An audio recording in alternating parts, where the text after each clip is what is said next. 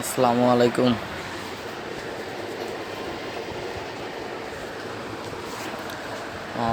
আজ আমরা দেখাবো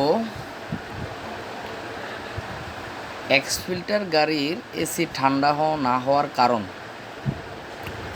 মূলত এটা আমরা চেক করতেছি কুলিং চেম্বারে লিক আছে কিনা। আমরা আলাদা ফিটিং ব্যবহার করব, তারপরে শুধু কুলিং চেম্বারটা প্রেসার দিব। তারপরে আমরা ফাইন্ড আউট করব আসলে গ্যাসটা কমার কারণ কি। গাড়িটা মূলত সমস্যা হয়েছে গ্যাস চার্জ করার পরে 1 মাস কিংবা কিছু প্লাস তারপরে আবার ঠান্ডা কমে যায়।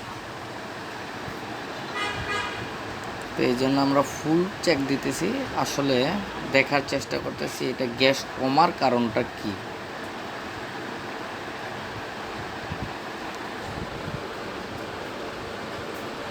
সজীব আলাদাভাবে প্রেসার দিতেছে।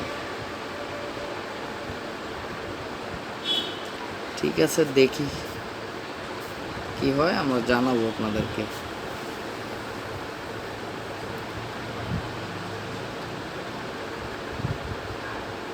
প্রচুর গরম পড়ছে, তো ছাতা ছাড়া কাজ করা মুশকিল। আমাদের আজকে টেম্পারেচার চলতেছে প্রায় 36।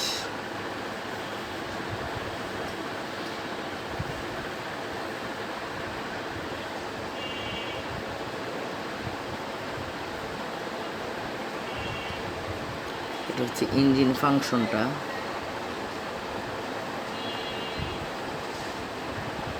ডায়নামো, রেডিয়েটর, এসির পাইপ, এটা হচ্ছে কন্ডেন্সার।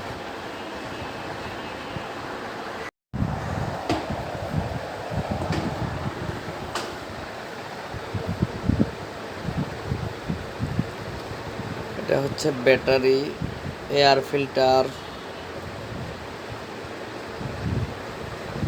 ওই যে আমাদের গ্যাসের নজেলটা।